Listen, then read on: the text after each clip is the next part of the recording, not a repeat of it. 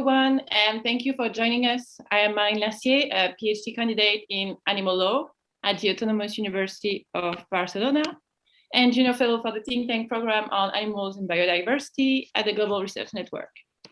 Today, we have the great pleasure of speaking with Jonathan Balcombe about his book, Superfly, The Unexpected Lives of the World's Most Successful Insects. Thank you so much, Jonathan, for accepting our invitation.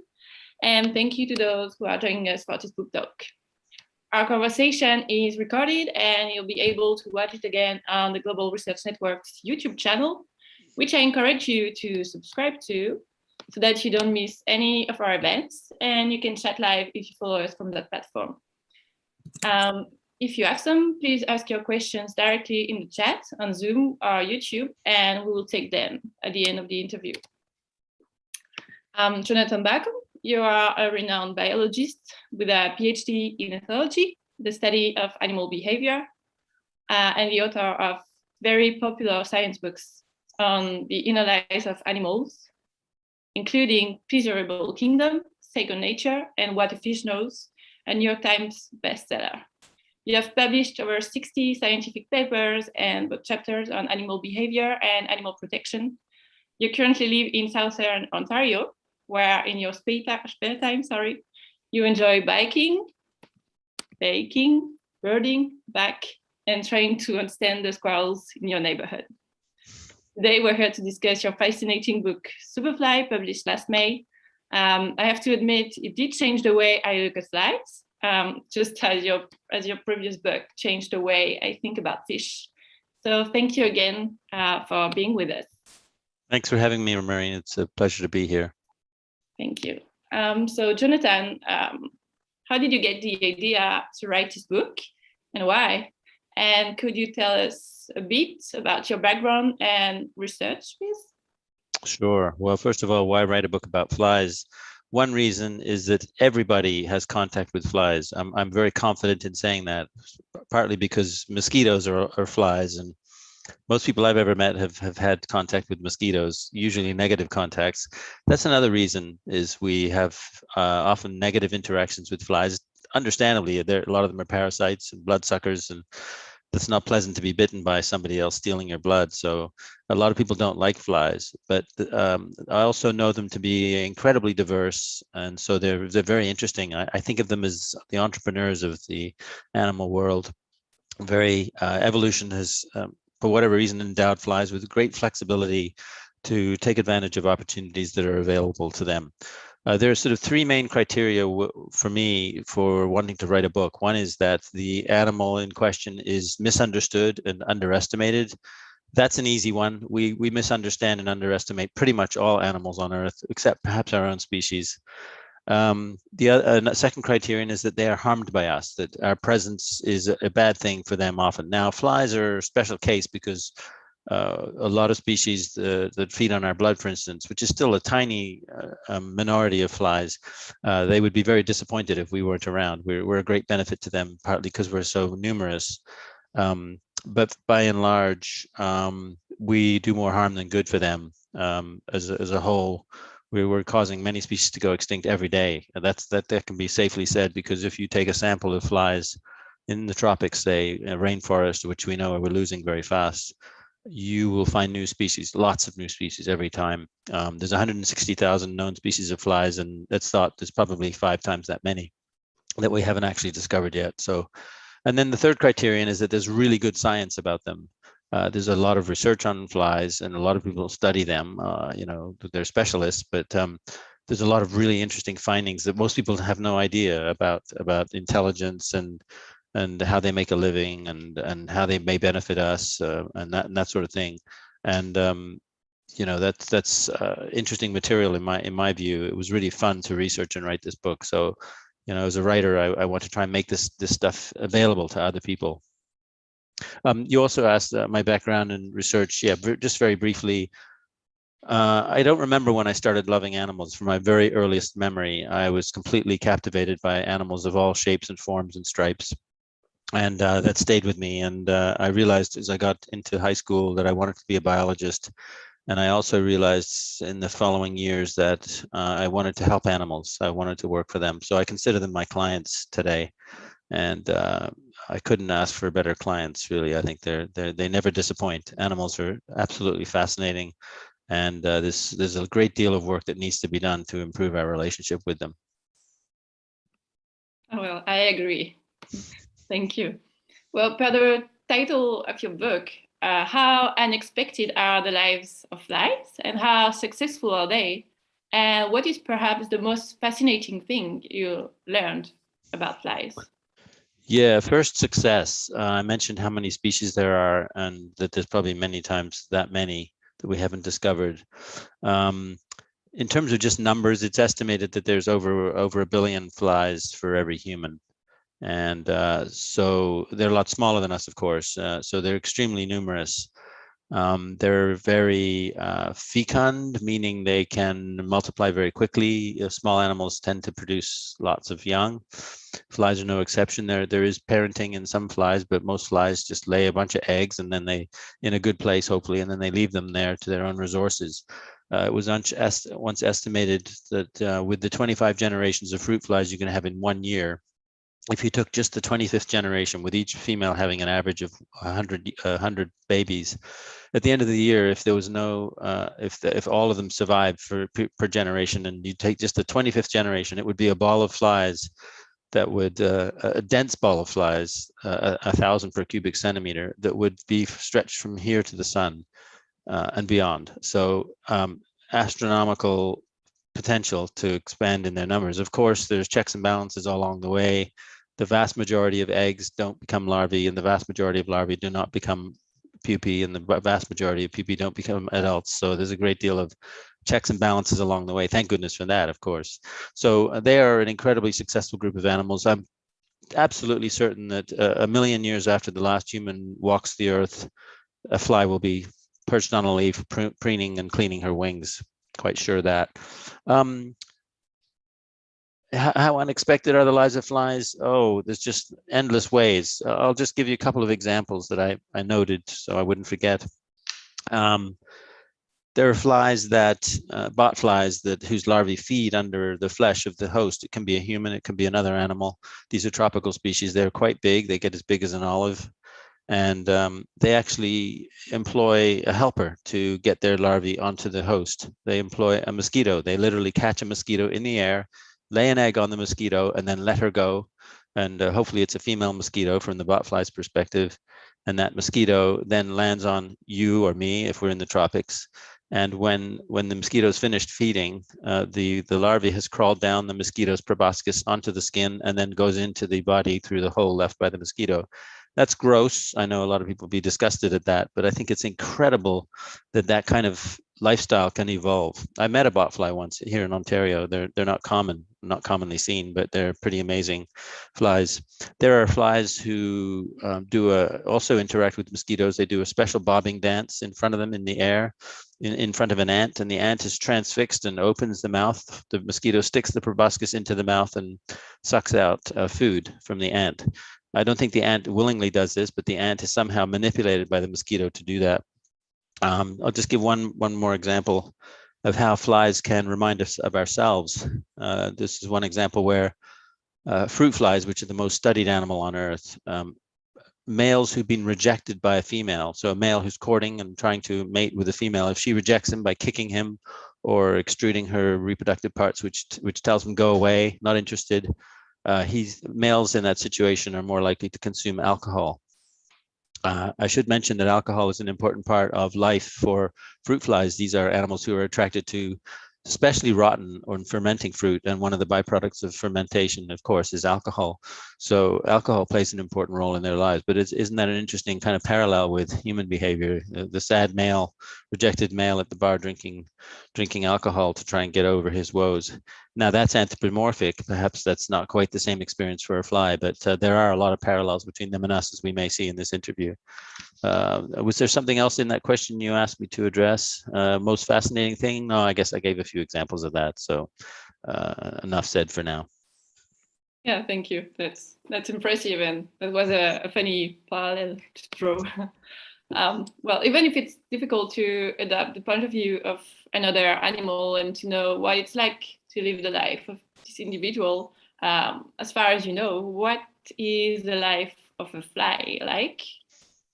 Yeah, it's an important question because, as I like to say, with any conscious creature, they're not just alive; they have a life. And there's emerging and growing evidence that insects, and we can get into this, that insects are not merely. It's not merely that the lights are on, but there's somebody there. There's actually, they have an attention span. Again, fruit flies are the most commonly studied, but there's studies that have been done and published in scholarly journals showing that a fly is aware. A fly pays attention. A fly can get bored with the same thing. A fly takes an interest in something new. And if they're interested in something, they're less likely to notice something else in their environment. These are some of the hallmarks of what's called an attention span. And that's something that certainly applies to them. As for what life is like for a fly, it depends on the kind, but I would say that the three first stages of the four stages of a fly's life, there's the metamorphoses that take place. The egg, the larvae or maggot, and pupa, they're probably experientially similar for many different flies. But once they become an adult, if they make it to that last stage, if they win the lottery and survive through those stages and hatch out as an adult, then it's a very varied lifestyle. It depends. I mentioned bot flies, I mentioned mosquitoes. There's a lot of flies, and this is unknown by most people. A lot of flies are extremely important pollinators. They're attracted to plants, just as bees and wasps are. Bees and wasps are the number one, but the very close second is flies. And flies are champion pollinators at high altitude and high latitude. So colder areas where bees cannot tolerate the temperatures, flies can.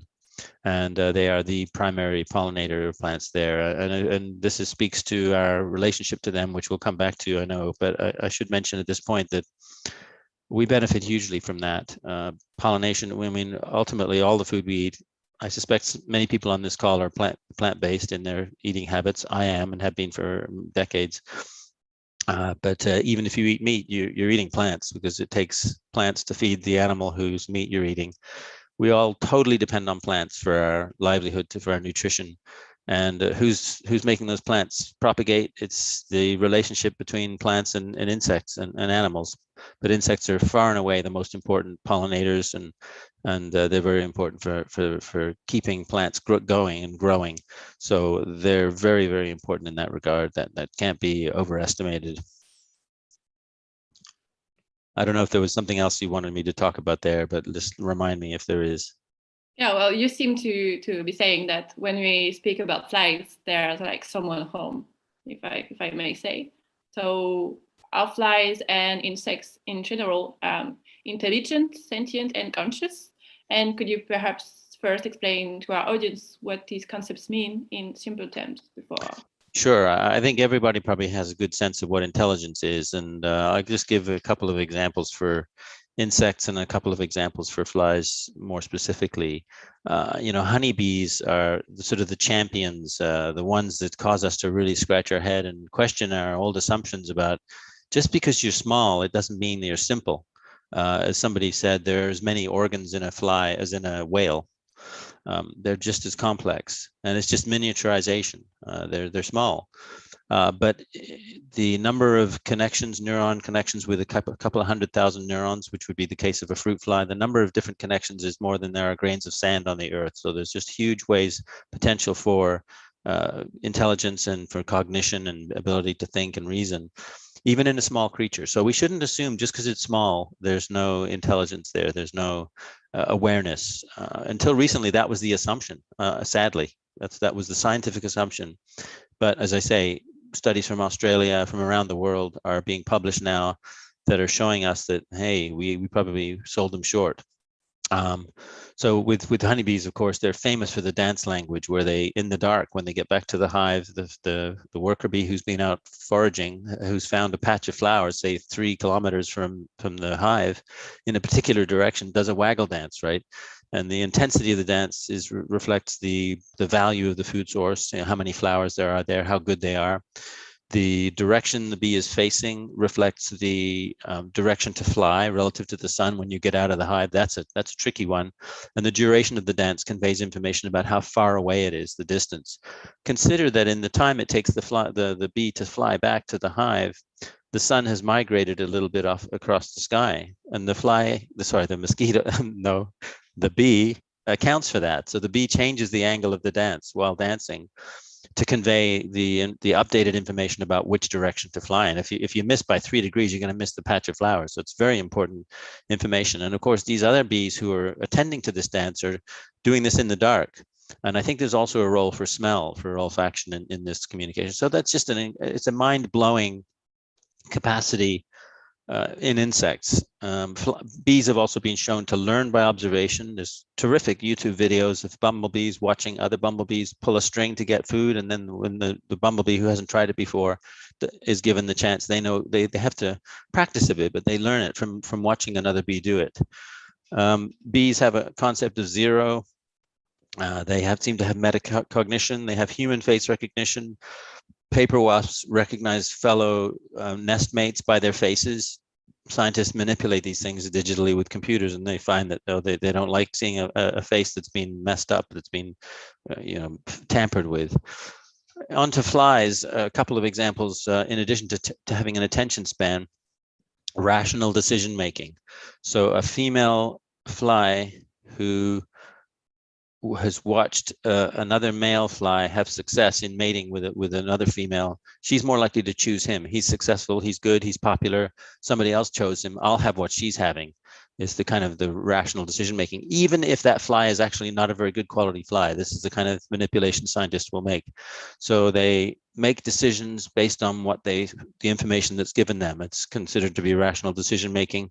Transitive logic, this is the idea that if A is bigger than B and B is bigger than C, it follows that A is bigger than C or better than C.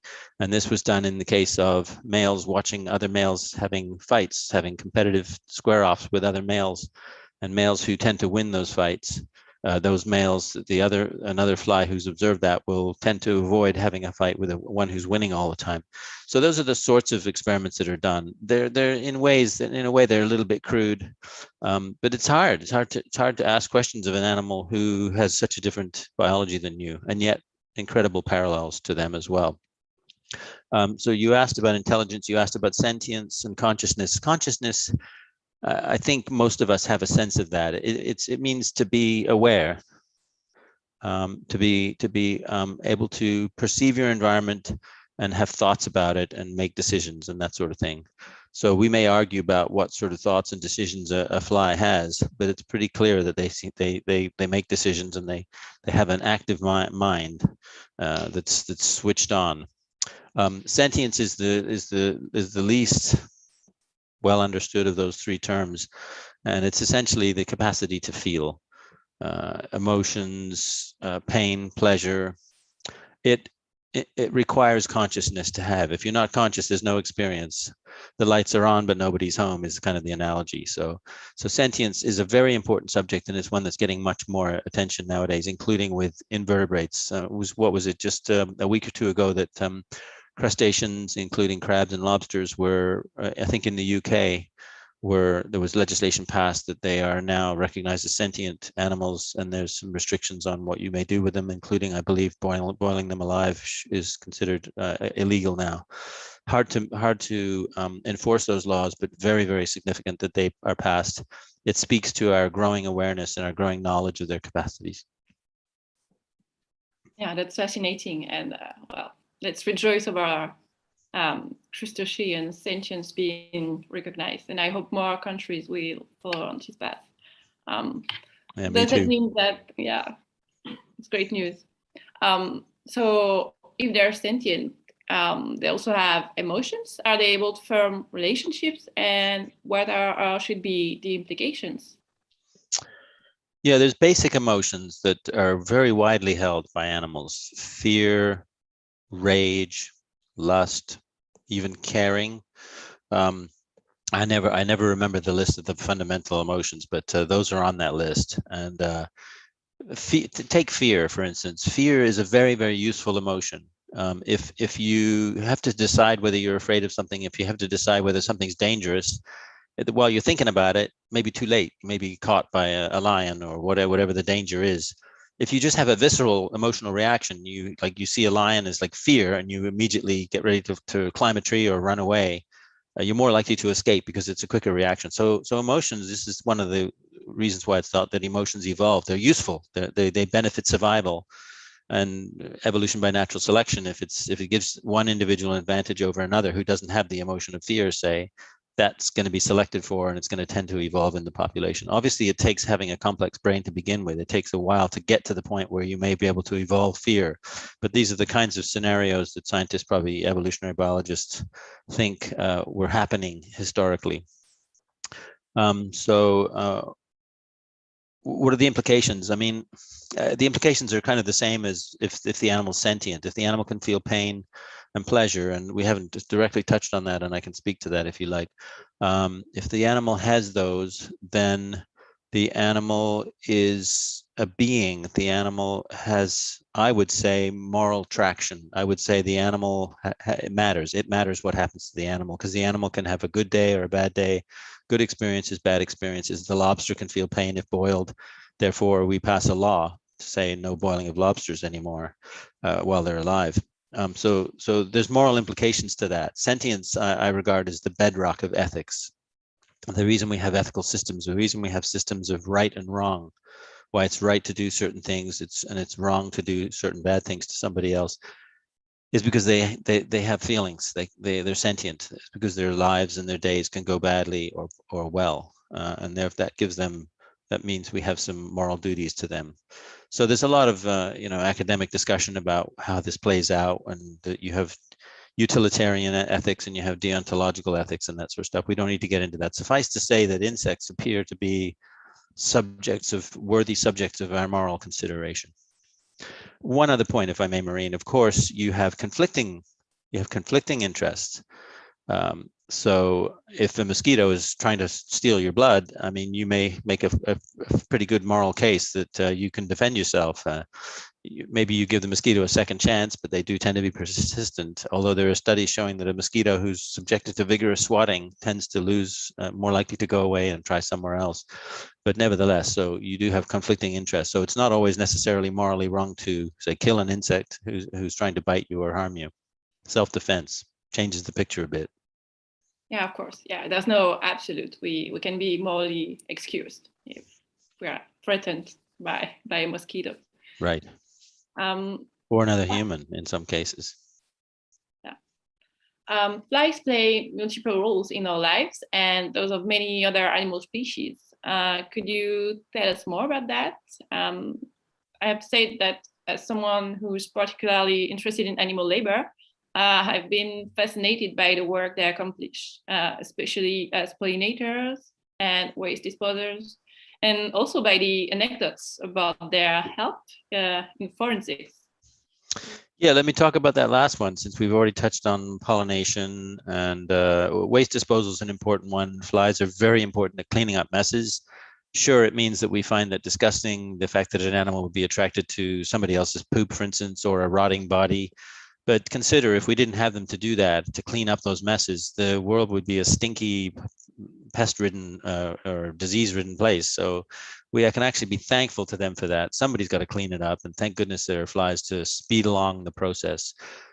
Another point that emerges from that is that flies are critical bridge species between microorganisms, the bacteria and the tiny organisms that are found in huge numbers in poop or rotting bodies. The flies consume that and make that nutrition available to animals higher up in the food chain. Birds don't feed on bacteria directly, but they get that nutrients from the insects they catch, for instance. So any animal who eats insects is benefiting from the insects' eating habits themselves. So both as consumers and as consumed by others, flies and other insects play a critical role in ecosystems. But you mentioned forensics. This is a less well-known benefit of flies. And this relates to certain flies like blowflies and flesh flies who are drawn to a dead body, and the blowflies can detect the taint the chemical release from a dead human within minutes, and they can track it down.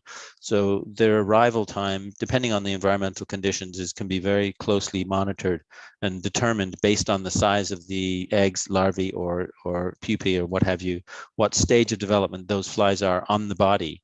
And this is why flies are very useful in forensic, in solving crime cases, cases of murder in particular. And I give examples in my book of many examples of how fly evidence has been used to convict a murderer, but also to exonerate individuals who were claimed to have suspected to have caused the killing, to have done the killing, and have murdered someone, but in fact they couldn't have been there at the time because they were known to be somewhere else at a particular hour, and when they could have been there, the flies wouldn't be developed as much. So that's a poor explanation, but you probably get the idea here. The fact that the fly's development is very discrete, and they're very quick to detect a body, is very useful information for crime solving. There's one other kind of little known aspect of them that I devote a chapter to in my book, and that is wound healing. Because of an animal, a fly, being attracted to rotting bodies and waste products, we don't think of them as being something that we want to have on us, and especially not on a wound. But in fact, these maggots are so good at cleaning up the infected tissue and not the healthy tissue that they are very beneficial in wound healing, and they are used today a great deal. This was discovered over the centuries in war situations where you have soldiers who've been gravely injured on the battlefield, and they're not rescued until 2 or 3 days later, by which time they would have maggots on their wounds. It sounds horrible, but in fact, the attending surgeons and doctors found that when they removed the maggots, like lo and behold, these wounds are very clean. The maggots actually release healing property chemicals, and they remove the bad tissue. So those wounds are much more likely to be healed. And then, somebody had the bright idea, well, let's use this in medicine, in modern medicine. And today there are thousands of labs around the world that order and use, and hospitals that use medical maggots, which are sterilized larvae of flies that are placed in pouches and then placed on the wound, and wounds that are terribly difficult to heal, that won't heal normally. You put the maggots on within a week or two. The people who've had foot ulcers, diabetic ulcers, bone problems for months, and suffering great pain and loss of tissue, they're healed. They can be healed within weeks with this. So they're very, very beneficial as wound healers. It's an aspect, as I say, that most people aren't even aware of. I guess the other one I would mention, I guess we've touched on that, the whole pollination thing. I mean, that's a really huge aspect of flies' lives that are beneficial to us. Yeah, that's really fascinating. Another use we make of flies is in research. Fruit flies are the most commonly used animal in research. Could you tell us what kind of research is being done on them or to them? What we have discovered thanks to that?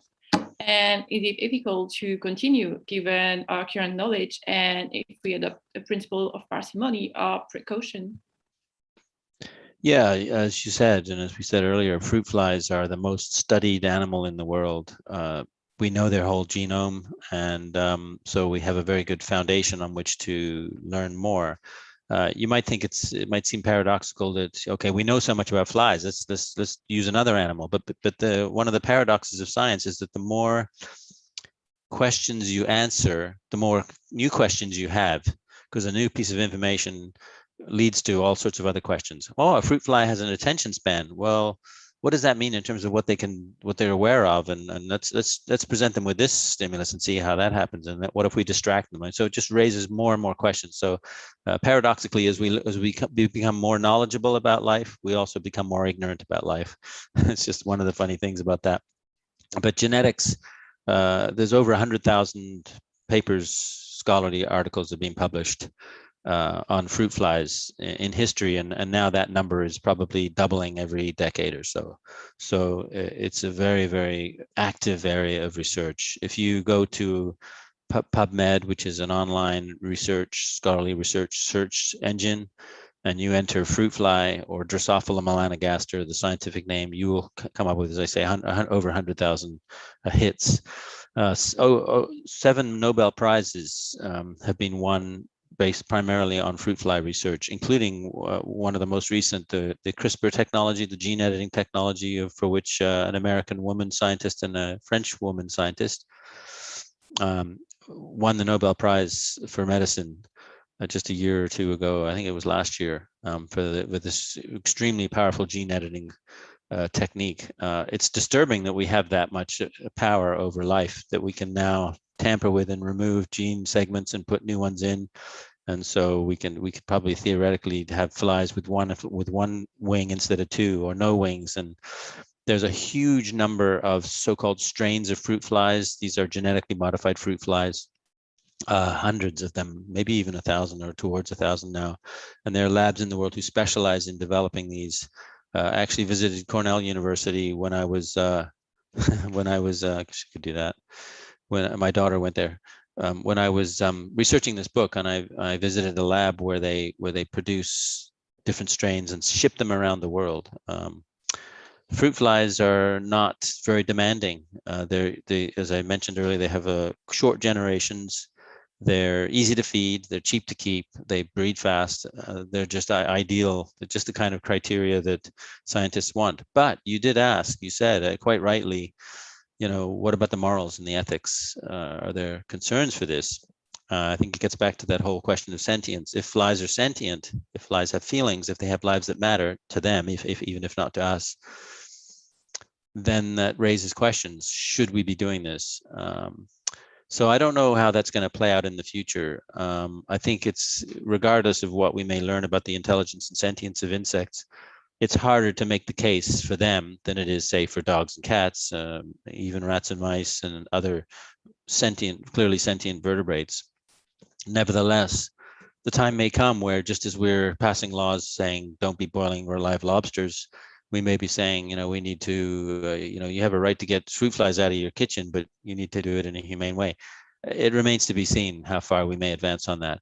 Of course, if there's a perception that we're benefiting by doing research on fruit flies, then once again, you have conflicting interests.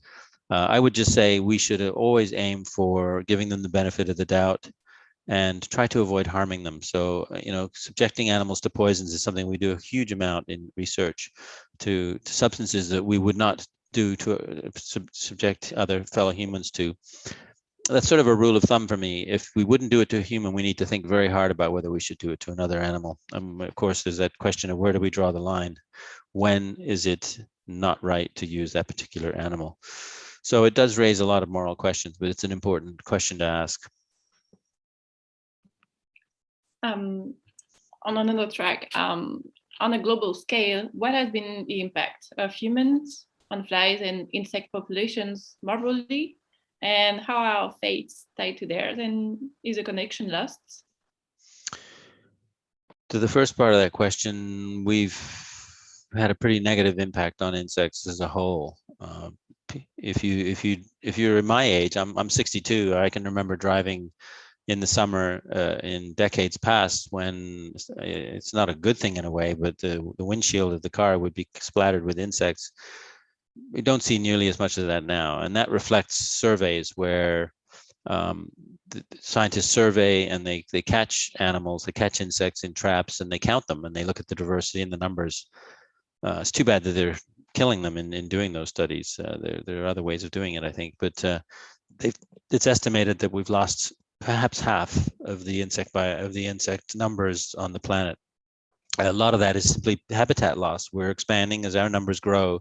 And by the way, just as an aside, as sort of a pet issue for me, I find it remarkable that there's so little discussion about the problem of human population growth. We need to address that. Every struggle we have, pandemics, climate change, biodiversity loss, habitat loss, it's all connected to that. I mean, if there's too many of us, it doesn't matter how well we behave, how many electric cars we drive, there's still more cars on the road because we're more numerous. So we must address human population issue.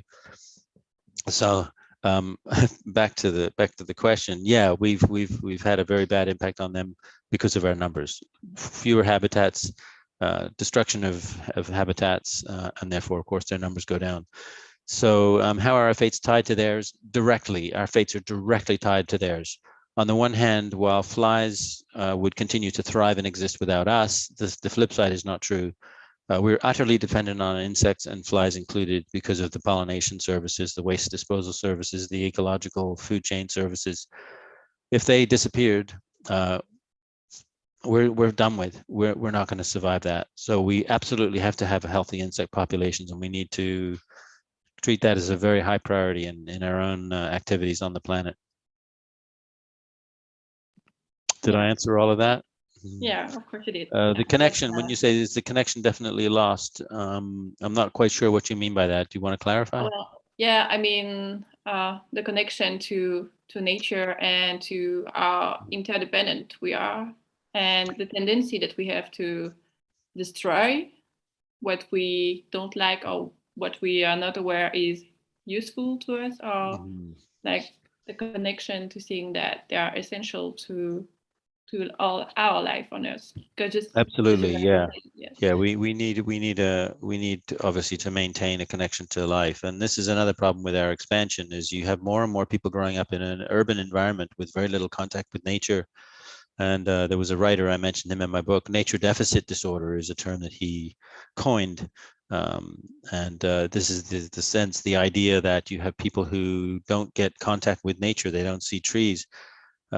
It's very deeply ingrained in our psyche as humans. It's only in the last few centuries that we've had the Industrial Revolution and we've had this expansion of cities. Before that, most people lived rurally. And there are studies like one I heard about recently where it just shows how we subconsciously benefit from contact with nature.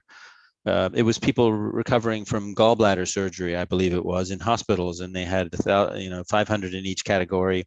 One category was when they're in the room they're recovering in the hospital, there's a window with a wall outside, and the other category was a window with trees and nature outside, a park or what have you.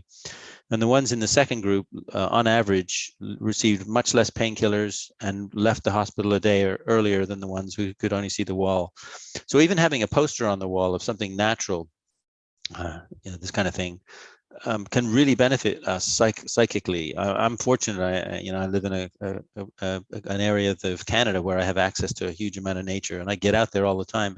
I'm on Lake Ontario. I ride down there, walk down there, watch the birds, see the trees, see the water. It makes me feel good. But even if I wasn't conscious of it making me feel good, I would be benefiting from that. So we have to really, this all speaks to the need for controlling our numbers and getting more contact with nature. Children who are born in inner cities, we need to find ways to give them opportunities to have contact with nature. That's, I think, a very important priority. Yeah, indeed. How can we explain the differences in perception that we have, even between different kinds of insects?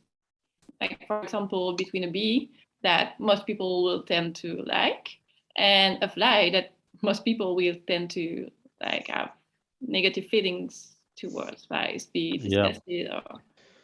It's considered the hard question, or the hard problem of science is knowing the experience, the perceptions of another.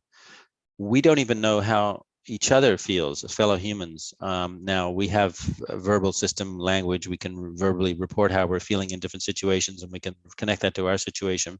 But the color blue to you may look different to me, but we call it. We've always had it called blue. So that's the classic case. But then you go across species barriers, and of course you go from humans to insects. It becomes tougher because we diverged from them evolutionarily hundreds of millions of years ago.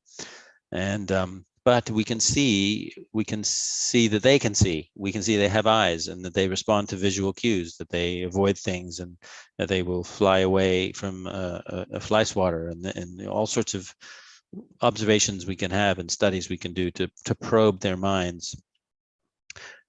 And so while their perceptions may be different, I mentioned pain and pleasure. Let me touch on that because I think it's an important subject.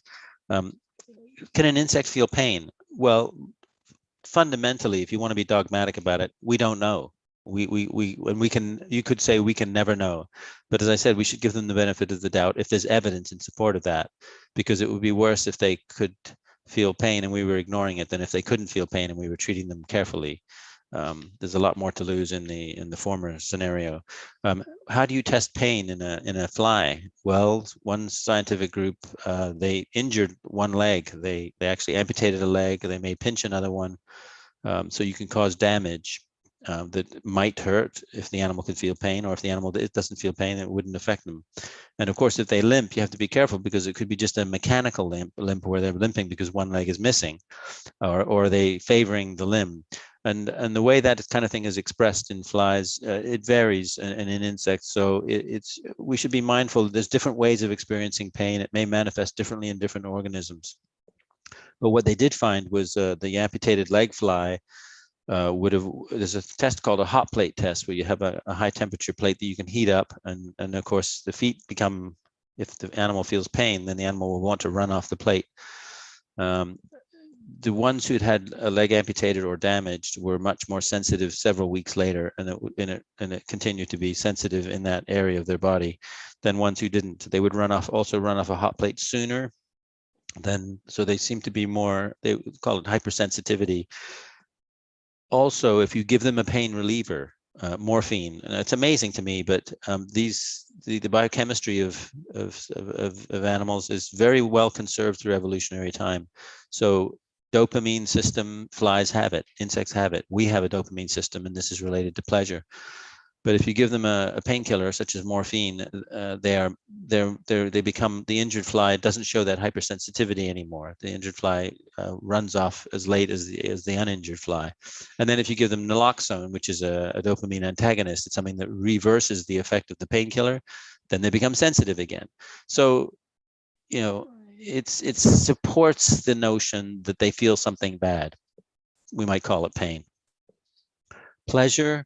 I mentioned dopamine system, which insects have, is linked to pleasure and good feelings. Hungry flies learn better with a food reward than not hungry flies. So there's motivation, which is kind of fits with that. There's a study I describe in my book, which is pretty mind-blowing. A research lab in Israel, they manipulated flies so that they were GMO fruit flies, and they were, how do I put this? They can't see red light, but they had a genetic modification that their body would detect red light, and it would trigger an ejaculation response in male fruit flies. So essentially, if they went to a red lit area, they would have an orgasm. Whether it's an orgasm that compares to a human orgasm, again, we can ask the question, and how do we know? But they would ejaculate repeatedly over the period of a couple of minutes. And then later, you give those flies the option of going to a red lit area or a white light. Off they go to the red lit area. They're drawn to that. So it suggests there's something positive about that they liked that. And this is the conclusion of the paper in the study, which is published I think in Science, which is a very prestigious journal. So very intriguing. It's surprising it's encouraging that scientists are asking questions like that, because a generation or two ago, I can tell you, scientists were not asking questions, certainly not of insects like that. So we're raising new questions with the ones that we answer, but some pretty intriguing research going on in that domain. Yeah, that's very interesting. At the individual level, how can we care more about insects? What can we do in our everyday lives? Yeah, let me just say one more. Sorry to interrupt you, Marine. I just want to say one more thing about what I just described about studies of sex in flies. I devote several pages of my book, and there are researchers who are saying, hey, well, what about female flies? It's not just about males. And there is research on the anatomy and physiology and behavior of sexual reproduction and mating and other things in female flies. And female flies seem to call the shots. They decide who's going to mate with them, and they have behaviors and techniques they can use to rebuff a male. So I did want to just add that, and I'm sorry I interrupted you. Can you re-ask that question, please? Yeah, no problem at all. Thank you for providing another insight. I was asking, how can we care about insects in our everyday lives? How can we show compassion towards them? Always. It's one of the most empowering things about our relationship to anything, is that we as individuals who can make choices can make a difference. We can make a difference to farmed animals by not eating them, for instance. We can make a difference, but to insects by, for instance, I have a prop here, a critter catcher. Somebody mailed this to me, and if I pull the handle, it opens up, and you could pick up spiders without harming them. I only got it a couple of months ago, so it's winter here. I haven't used it yet, but I'm going to try it, and apparently it works very well. It's very gentle. I don't think it'll work on a fruit fly. They're too small, but maybe a bigger fly, it might work. So there's things like that you can do. I trap fruit flies if they're in my apartment, and I remove them outside in the warm weather. Of course, in the cold weather, they don't have a viable option to go outside. So that's not so good for them. I have a little rescue kit. It's pretty easy to rescue a fly from a window if you practice and you take them outside. Whenever I let them go, I feel good. It makes me feel good. So there are, I think, benefits to us. And in the last chapter of Superfly, I talk about how we can be more friendly towards animals. We don't have to kill them. We certainly shouldn't be poisoning them. In the building I live in, there's a spraying that goes on once a year, and I've tried to stop it, and I had some success, but limited success. And it's just not a good idea. I mean, because pesticides, we poison the planet, they get into other organisms who eat the insects, say, and they move up the food chain. You know, we already know about the problems with DDT and that sort of thing. So we need once again, a behavior change, and we can do good and we can avoid doing bad. We need to do that. More planting of natural plants in gardens is another way we can help insects, native plants. Wonderful. Well, before we take some questions from the audience, my last question will be, if there's one thing about flies that you would like us to remember at this discussion, what would that be? Yeah, it's a repeat, but I think it bears repeating. We can't live without them. We absolutely have to have them. So we need to take their lives into consideration and be kind to them if we can. Well, thank you so much for sharing your experience with that and for providing such insightful answers. It's been a pleasure for me to read your book, and it's been a pleasure to listen to your answers today. And I hope that everyone enjoyed it too. So we will now ask you some of the questions from the chat. If you do have some questions, please type them directly in the chat, and I will add them to Jonathan Balcombe. I think we had a question from Tiamat, who is also junior fellow for the program. Hi, Tiamat. Tiamat was asking, is there an environment, temperature, humidity, resource availability that only flies could survive in? You bet. I mentioned how they're entrepreneurs. They're incredibly able to live in difficult environments. There are flies whose maggots live in petroleum, in oil, the only known animal to be able to do that. There's a fly who, as an adult, can dive underwater and carries a bubble of air down with it on the hairs of its body. They trap air, and so the fly can breathe while crawling along the bottom. And this is a very alkaline lake that supports very little life. Mark Twain wrote about that, and I quote him a little bit in the book on that. There's a fly who is critical to the making of a cheese, Kazumarzu. It's a cheese made in Sardinia in Europe. And most people wouldn't want to eat this cheese because it literally has maggots in it. And these are called cheese skipper maggots because they can grab their tail and flick themselves and actually literally jump out of the cheese. Some people remove them first, but some people eat the cheese with the maggots.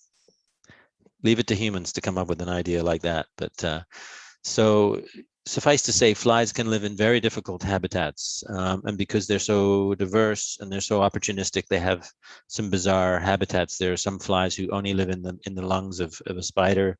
There's flies who only inhabit the anus or rectum of a sloth. So there's some just really bizarre lifestyle choices that flies have made. Whether it was a choice, I don't know, but that's where they've ended up. Thank you. I'm sorry in advance if I mispronounce your name. Kodemok Mendes Rosas is asking your opinion about insect farming. Do you consider it to be a growing trend? And I think she or he is asking about your opinion in Yeah, general. I love that name too, Cuauhtemoc. I remember a soccer player, Mexican soccer player, Cuauhtemoc Blanco, same name. So it's good to see that name. I don't know if Cuauhtemoc is Mexican, but anyway, great question. Yes, farming of insects is growing rapidly. There are companies who are, on the one hand, they're saying, hey, you know, meat production is very wasteful and with resources, we shouldn't be feeding them grain. We can feed them higher protein insect larvae, fly larvae, actually. Soldier fly, the black soldier fly is the species of choice. They're great composters. They grow fast. They multiply very quickly. And not just billions, but trillions can be produced quite quickly. And so there's companies that are starting up business and growing their business and campaigning with governments to say, look, can we use this as feed for animals and even directly to be eaten by humans in some cases. They also make oil from it. They make powder. They make pet food. So there's a very rapidly growing business sector around raising fly maggots, especially for food. And of course, animals for food is always a troublesome subject for anyone who's concerned about animals. And so I write about that at some length in the book, some of my reflections on where that may be going and what are some of the problems with that. Thank you for your answer. Jane Maria is asking on YouTube, if you could choose, which type of fly would you like to leave us for one day and why? And as That's that great. fly, what do you imagine will be highlights of your day? Yeah, no one's ever asked me that. I love that question. It would be a tropical fly who has co-evolved with a flower just for the adventure. It'd be like a ride at a fair. There are flowers, plants who co-evolve with flies, and they manipulate the fly. The fly is drawn to the scent, to the smell of the flower, and lands on the flower, and then gets drawn in. Sometimes the flower actually literally slams shut to trap the fly for just a couple of hours, and during that time, the fly may feed on nectar or other food that the plant produces, and cannot get out. But by walking around, gets lots of pollen on the fly, and then when the plant has had its way with the fly, it opens up again, and the fly can fly away. Usually with pollen grains on the head or somewhere else on the body. The idea and the hope, of course, from the plant's perspective, is that the fly then goes to another one of the same species. The same thing happens, and the pollen grains get passed on and get shared between flowers, and then the cycle repeats itself. I don't know if I'd want to spend my life as a fly like that. I don't know if the flies find it fun or adventurous or scary or what, maybe all of the above. But to be able to become a fly and to experience something like that, to fly and see what it's like to fly as an insect and to visit flowers is something. It appeals to me more than visiting a rotting body or another animal's poop. Yeah, I think I agree with you. But we do need to be, we need to be realized, of course, if you're attracted to poop, then it's a pleasurable experience. I mean, we have to realize Yeah, that. of I mean, course. some people like eating this cheese that I was talking about. So different tastes for different folks, right? Yeah. Rebecca Madrid is curious about what the reason for the scuba diving strategy, so to speak. Does that species of fly, live partially underwater? Yes, they're air breathers like all flies, but they take, as I say, they carry air down with them, and they have to come up to the surface eventually because they use up the oxygen supply in their diving bell, if you like.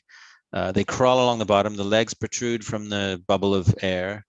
I don't quite know how they must be strong to swim down because air is buoyant, right? Air wants to float to the surface, so they're able to override that force and get to the bottom. And then they crawl along the bottom, feeding on algae and such like that, I believe is what they feed on. But they are air breathing flies, so they do have to come out. So it's kind of an amphibious existence. Thank you. We have some great questions in the chat. So if you agree, I ask you the three last questions that we have.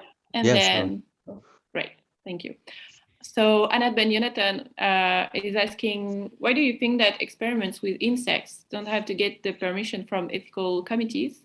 And do you think that it would be possible in the future, and what and how? Yeah, it's a good question. I don't know if animal welfare committees or animal committees I'm trying to remember what they used to be called. But anyway, there's for research in some parts of the world, at least, there's a committee who reviews research proposals and either passes or rejects or calls for changes in the method to try and protect the welfare of the animals. Some of those committees do a good job, some of them not so good.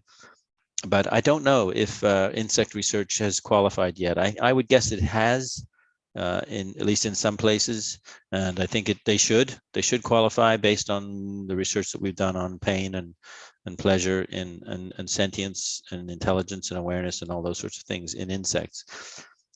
So it's hard to predict where that's going to go, but I would guess that there will be more and more scrutiny of research involving insects in the future. Yeah, let's hope so. Mathilde Rui is thanking you for this brilliant presentation, and she's excited to read your book. I'll share a link to order your book just in a couple of minutes. She's asking, what are your thoughts on what the Insect Welfare Project should focus on to advance policy for flies and insects in general? She's mentioning lobbying against insect farming, for instance. Anything else?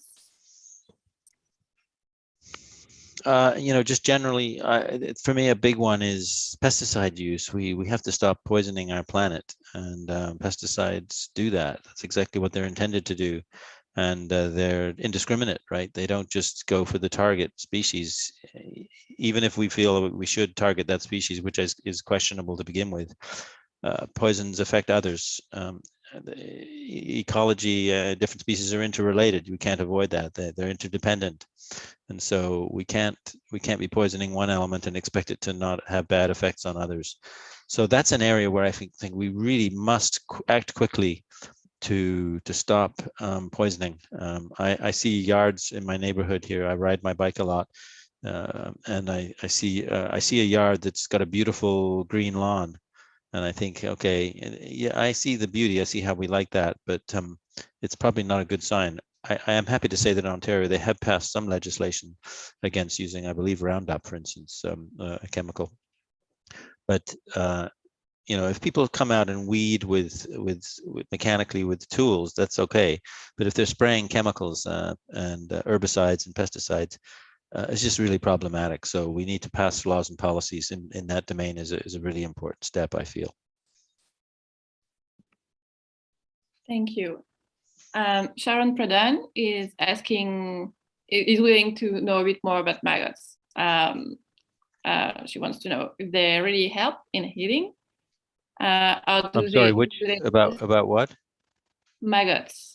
Oh, maggots, yeah, in healing. Maggots helping in healing. Yeah. Yeah, let me just speak a little more to that. I have some notes here that I didn't touch on. So they remove rotting tissue and harmful bacteria. They debride a wound. I don't know if you know the word debridement, but that's essentially scraping out the bad stuff and leaving the good. So wounds that have had maggots on tend to be pink and fresh and clean. They have good clean margins. The scientists will say, the doctors will say. They also disinfect. These maggots actually release compounds, including what's it called? Well, there's allantoin. It has an antiseptic property, breaks down dead tissue, and it promotes new cell growth. Stimulates circulation, bruise healing. So there's a whole area, and the kinds of wounds that they're very effective at, that are very difficult to heal, are bed sores, traumatic wounds, diabetic foot ulcers, burns, and bone infections, and others. So those are the kinds of areas. I can't remember the compound that's commonly used in healing, but they release that as well. So they have a number of biochemical properties that promote bone healing and tissue healing. This is amazing, really. Thank you so much for answering our questions. Thank you for writing this book, and I look forward to the next ones. And thank you also to the audience for the great questions, really. I would like to end with a quote from the very last page of your book. whatever justified angst and antipathy we may feel for certain flies, we can simultaneously cultivate respect, even reverence, for their essential place in the world. Failure to do so is not merely a moral mistake, it is a fatal ecological error. Like it or not, our fate is bound to theirs. Thank you again, Jonathan. Thank you, Marine, and thanks to those who came and joined us. You're welcome. If you enjoyed this conversation, please share it with others. And if you're interested, you can subscribe to Jonathan's newsletter, All Things Fish and Fly, and visit his webpage that I'm copy-pasting in the conversation. And thanks to the comments from people. I appreciate seeing those. Yeah. Thank you also to the Global Research Networks team for making these book talks possible, organizing and facilitating this event. Enjoy the weekend, everyone, and see you next time. Bye. Thank you. Bye-bye. Thank you so much.